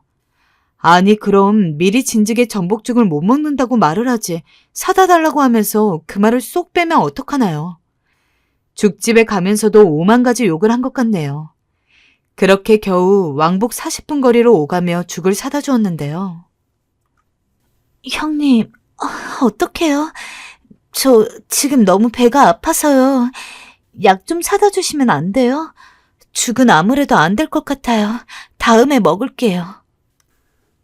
정말이지 당황스러웠습니다. 갑자기 배가 아프다며 이번엔 약을 사다 달라는 동서. 일부러 이러는 건지 정말 아픈 건지 혼란스러울 정도였어요. 아프단 사람 말 무시할 수도 없고 결국 전 약을 사다 주었고 동서가 사다 달라는 과자들과 음료수까지 사서 건네주어야 했어요. 그걸 받은 후에야 동서는 흐뭇한 표정으로 웃었고 고맙다 하더군요. 그러면서 하는 말이 형님, 혹시 앞으로도 종종 부탁드려도 될까요? 제가 거동하기가 좀 불편해서요. 이거였죠. 아니, 임신하면 거동을 아예 못하나요? 만삭도 아니면서 너무 황당하고 그냥 절 무시한다는 생각밖에 안 들더라고요. 전 아무 말 없이 그건 곤란할 것 같다고 딱 잘라 말하곤 이후로 너무 화가 나서 동서 애기 낳을 때까지 연락을 하지 않았어요. 그런데 그랬더니 그걸 또 동서가 어떻게 시어머니한테 전달했는지 충격적인 얘기를 시어머니 입을 통해 듣고 말았어요. 둘째 며느리가 임신해서 몸이 안 좋나 봐. 그래서 부탁을 했는데 제가 들어주기 싫다고 했다더라고. 자기가 왜 그런 부탁을 들어줘야 하냐고. 아이고 속도 좁아. 서로 도우면 좀 좋아. 우리 첫째 며느리 그렇게 안 봤는데 말이야. 아, 나는 그래도 우리 둘째 며느리가 있어서 요즘 세상 살맛이 나. 명품 가방도 선물해줘. 어제는 여행권까지 주더라니까. 어찌나 내 마음을 쏙쏙 잘하는지 몰라. 내가 말하기도 전에 척척 알아서 해주는데 아주 복덩이야 복덩이. 어머님 친구들이 집에 오셨을 때 음식 좀 차려드릴 겸 갔었는데 저 못 들으실 줄 알고 저런 얘기를 속삭이고 있으시더라고요. 순간 눈물이 쏟아질 것 같아 서둘러 시어머니 집을 나와 눈물을 삭혀야 했어요. 상황 모르고 무조건 동서편 드는 시어머니에게 너무 속이 상하더라고요. 세상에 정말 제 편이 없는 기분, 그런 기분 아시나요? 남편한테 동서에 대해 말했더니 남편도 이런 반응이더라고요. 당신이 재수 씨한테 너무 예민하게 반응하는 거야. 뭐라고? 왜 당신은 매번 그런 식이야? 날 똥개 훈련시키고 나보고 더 심부름 시켜도 되냐고 그랬다니까? 날 대놓고 무시했다고. 무시한 게 아니라 못 먹는 거니까 다시 사다 달란 거 아니야. 임산부인데 전복 잘못 먹고 탈라면 당신이야말로 어쩌려고 그래? 그냥 넙죽 받으면 이후로 또 사올까봐 하는 말이겠지. 그럼 미리 말을 해줬어야지. 그리고 심부름 시킨 건 괜찮아? 사람이 뭘 해도 윗사람한테 순서에 맞게 굴어야지. 그러자 남편은 여기까지 듣더니 아주 질린다는 얼굴로 저를 보더라고요. 그러면 좋겠지만 사람이 어떻게 다 내 맘같이 구냐고. 그냥 재수 씨 딴에는 그게 최선의 예의였나 보다 하고 덮어. 당신은 가만 보면 자격지심이 너무 많은 것 같아. 재수 씨가 이쁘고 어리고 똑똑하고 의사니까 그러나 본데 도대체 왜 그러니? 그게 더 찌질해 보여. 너도 공부 열심히 해서 의사 하던가. 그걸 지금 말이라고 해? 그럼 말하지 마, 서로. 네, 제가 말하는 족족 동서편을 드는 남편이랑은 이제 상종도 하고 싶지 않더라고요. 자기 때문에 저런 여자랑 가족이 되어서 이렇게 마음고생하는 저를 몰라주는 걸 보니 뭘 봐도 남편 탓이 제일 커 보였어요. 그렇게 시간이 지나 동서는 쌍둥이를 낳았고 그때는 한번 가보았어요. 시어머니는 아주 그런 경사가 없다면서 틈만 나면 보러 가시는데 제가 동서를 싫어한다는 걸 눈치채셨는지 아예 부르지도 않으시더라고요. 어차피 저도 꼴도 보기 싫었으니 잘된 거라고 생각했는데 좀 시간이 지나 다른 일로 어머니 댁에 들렀을 때 말실수를 하셨어요. 그네 너는 규진이 키울 때 그냥 유치원 보냈었지? 둘째네는 쌍둥이 둘 다 영어 유치원 보내려고 미리 돈 내고 왔다더라. 요즘 뭐가 그렇게 비싸냐? 근데 시키면 좋다더라. 우리 아들은 남편 돈벌이상 당시에 그렇게 한 달에 100만 원이 넘는 교육기간은 보낼 수 없었고 저도 한창 바쁠 때라 꿈도 못 꿔봤거든요. 둘째네야 뭐 돈 많으니까 보낼 수도 있겠지만 그걸 굳이 귀로 듣게 되니까 너무 짜증이 나더라고요. 한 명도 아니고 둘씩이나 벌써 준비한답시고 저렇게 비싼 기관에 보내다니. 저러다가 진서방님 돈 다 써버리는 거 아닌가 걱정까지 되더군요. 그런데 그러던 어느 날 동서가 전화가 왔어요. 꽤 오랜만에 통화하는 거라 어색하기도 하고 받기도 싫었지만 일단 동서는 기분 좋게 말을 걸더라고요. 동서, 오랜만이야. 잘 지냈어? 네, 형님, 혹시 들으셨어요? 저희 아이들 둘 다 이번에 영어 유치원 보내요. 주변 동료들 보니까 일찍이 조기 교육이 중요하다고 하더라고요. 당장은 해외로 데리고 나가서 살기엔 저도 상황이 쉽지 않고 일단은 영어 유치원에서 어느 정도 잡아주면서 하나씩 만들어 가려고 해요. 형님네는 영어 유치원 보내셨어요? 듣자 하니 아무리 그래도 제가 자기보다 애를 일찍 키웠는데 훈수 두는 것 같아서 달갑잖더라고요. 또 알면서도 저러는 게 얄미웠어요. 동서, 난 안 보냈어. 근데 벌써부터 그렇게 돈을 많이 써서 어떡해? 아직 애기들인데 그렇게 원어민이 있는 기관에 미리 보내면서 감당이 되겠어? 애 한번 영어 유치원 보낼 거면 그 정도 교육비는 고등학교 갈 때까지 우습지도 않게 계속 써야 해. 제 말이 우습게 들리는지 동서가 아주 괘씸하게 받아치더라고요. 그렇죠. 부담이 많이 되긴 하는데 저도 복직했고 둘이서 버니까 어떻게든 버텨볼 수 있지 않을까요? 그리고 이런 말 하긴 그렇지만 형님네랑 저희네랑 처지가 다르잖아요. 저희는 둘 다 의사라서 그 정도는 거뜬해요. 진짜 사사건건 저를 이렇게 무시하는 동서의 반응을 보니까 화가 치밀어 올랐어요. 동서, 말이 심한 것 같은데? 처지가 다르다니 말을 너무 막 하는 거 아니야? 혹시 자랑하려고 일부러 전화한 거야? 나 약 올리려고? 동서 진짜 웃긴다. 하는 행동이 너무 아이 같고 유치한 거 알아? 미안한데 동서, 이제 나한테 전화하지 마. 전 그러고 전화를 탁 끊어버렸어요. 나중에 동서에게서 미안하다는 연락이 오긴 했지만 그것조차 가식인 걸 알았기에 모두 차단해버렸습니다. 그런데 연락을 완전히 끊어버릴 수도 없었던 게 어머니가 이 무렵에 건강이 많이 안 좋아지셔서 어쩔 수 없이 형제간에 계속 연락을 하긴 해야 했거든요. 이제 이런 걸로 싸우기는 싫어서 저도 억지로 무시를 하고 참고 있었는데 그러던 중 큰 사건이 터지고 말았습니다. 갑자기 어머니가 평소 앓고 계시던 부정맥 상태가 많이 안 좋아지시기 시작했어요. 건강하시던 분도 아니었지만 너무 순간적으로 악화되는 속도가 빨라지다 보니까 진짜 명 앞에 장사가 없는 것인지 지켜보는 저희도 너무 황당할 정도였습니다. 남편이나 서방님이나 이 코로나 시국에 어머니 뵈러 왔다 갔다 하면서 힘들게 버텼고 며느리들도 그렇게 신경을 썼지만 얼마간 의식이 없는 상태로 버티시다가 제대로 인사도 나누지 못한 상태로 숨을 거두시게 된 것입니다. 솔직히 아직도 잘 실감이 나지 않을 정도고 모든 게 혼란스러울 때 장례식도 갑자기 준비를 하려니 여간 다들 당황한 게 아니었습니다. 저도 직장에 급히 알리고 어안이 벙벙해서 어쩔 줄 몰라 하는 남편을 보니 마음이 좋지 않더라고요.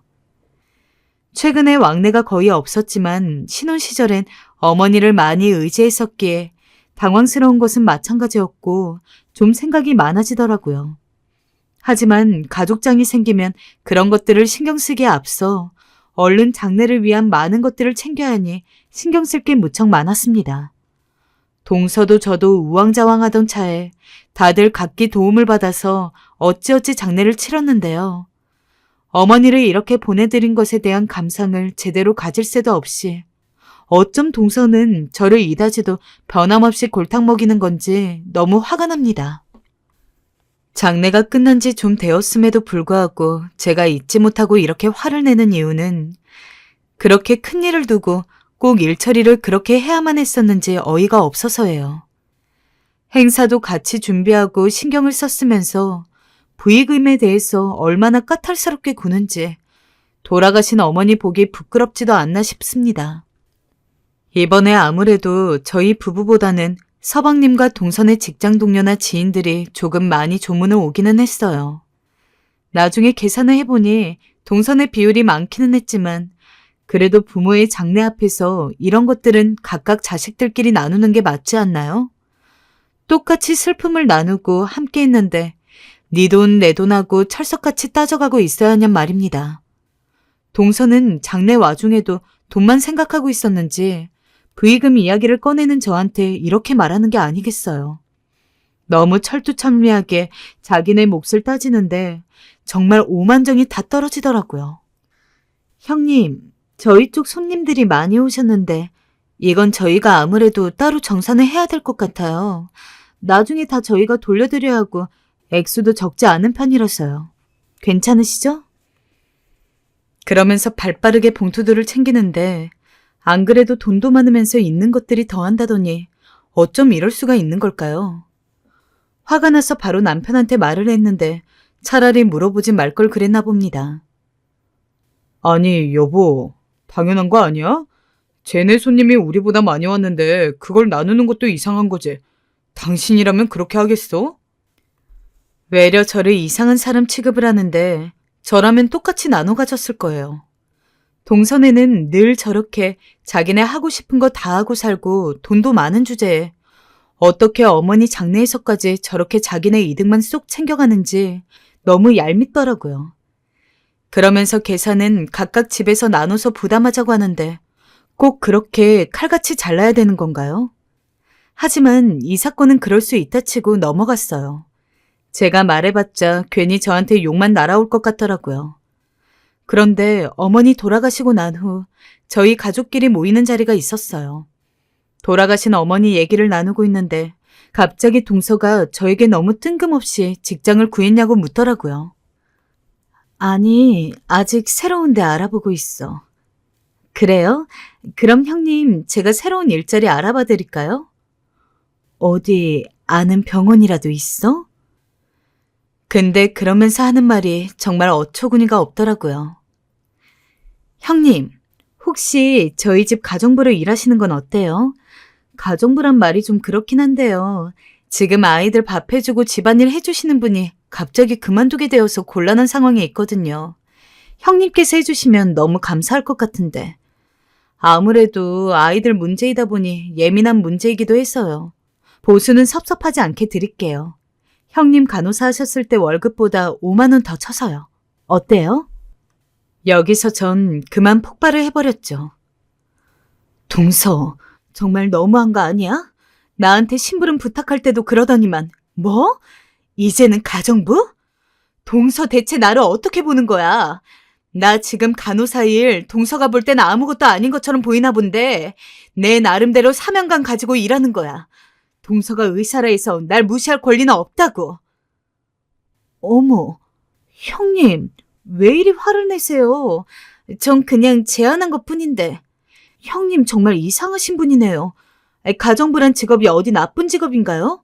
솔직히 말해서 고작 간호사 일하면서 그 월급 받고 일하는 거면 저희 집 가정부를 일하면서 돈 많이 버시는 게 더 좋잖아요. 전 나름대로 형님 생각해서 말한 건데요. 그 순간 저한테 어떤 그런 힘이 나왔는지 모르겠어요. 그만 동서의 멱살을 잡아다가 바닥으로 매다 꽂아버렸거든요. 우리 아들이 가끔 태권도 하면서 하던 기술이었는데 제가 그대로 실행해버렸어요. 그리고 울고 있는 동서를 지나쳐서 씩씩거리며 집으로 돌아왔습니다. 남편은 제가 무서워 찍소리도 못하고 있었지만 저는 그 순간에도 화를 참을 수 없었어요. 이대로 넘어가선 안 되겠다는 생각이 들었고 그때부터 저만의 복수를 실행하기로 마음먹었죠. 사실 제가 그간 동서한테 당하면서 언젠가 한 방을 먹일 순간을 기대하며 생각해둔 게 있었거든요. 다만 확실하지 않아서 증거자료가 더 필요하긴 했지만요. 저는 그날 이후 동서를 미행하기 시작했어요.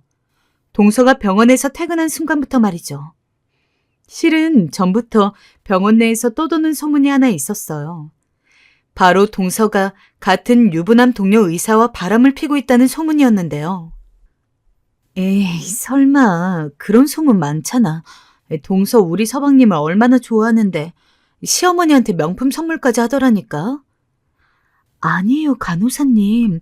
이미 소문이 파다해요. 간호사님만 모르시는 거예요. 다른 간호사들이 쑥덕거리고 있을 때도 믿지 않았지만 이제는 믿어야 할 때가 온 거였죠. 저는 조심스레 동서의 뒤를 밟았고 미행한 지 6일차 정도 되었을 때 동서가 어느 모텔로 들어가는 걸 발견했습니다. 거기에 서방님이 있을 림 만무했죠. 전 투숙객인 척 몰래 따라 들어갔고 그곳에서 나오는 동서와 동료 의사를 발견했어요. 이때다 싶어 그걸 사진으로 찍었고 고스란히 서방님 앞에 내놓았고요. 서방님은 충격을 금치 못했죠. 서방님, 죄송하지만 이 여잔 이제 내쳐야 되겠어요.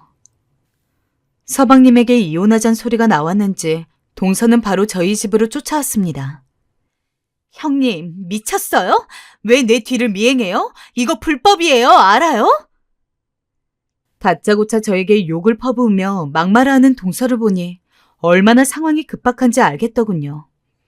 가만히 전 팔짱 끼고 그걸 그냥 지켜보고 있었습니다. 그런데 제가 그리 나오자 동서가 이번엔 제 바지가랑이를 붙잡고 싹싹 빌더라고요. 거짓말인 걸로 해주세요, 형님. 형님이 저 질투하셔서 저런 거 찍은 거라고, 제가 아닌 거라고 말해주세요. 동서, 상황 파악이 안 되나 보구나. 사진 속에 있는 사람은 엄연히 동서인데 어떻게 내가 그런 거짓말을 할 수 있겠어? 죄 지은 사람은 벌 받아야지. 인과응보 몰라? 이혼 당할 일 했으면 이혼해야지. 이제 나가줬으면 좋겠는데 아이 올 시간 돼서 말이야. 형님. 그제야 울며불며 저에게 형님이라고 말하며 꼬박꼬박 존칭을 쓰는데 기가 찼습니다. 지금 동서는 이혼한 상태고 혼자 살고 있답니다. 아직까지 서방님에게 연락하며 받아달라고 하는 모양인데 서방님은 동서 쪽을 쳐다도 보지 않고 있고요. 어쨌든 오늘 여러분께 전해드리고 싶은 이야기는 여기까지였어요. 혹시 여러분 주변에도 이런 동서가 있다면 꼭 반드시 가만히 있지 마시고 할 말은 다 하시길 바래요. 저도 나름대로 복수한 뒤 지금 너무 후련하게 살고 있거든요. 모두 건강 잘 챙기시고 지금까지 이야기 들어주셔서 감사해요.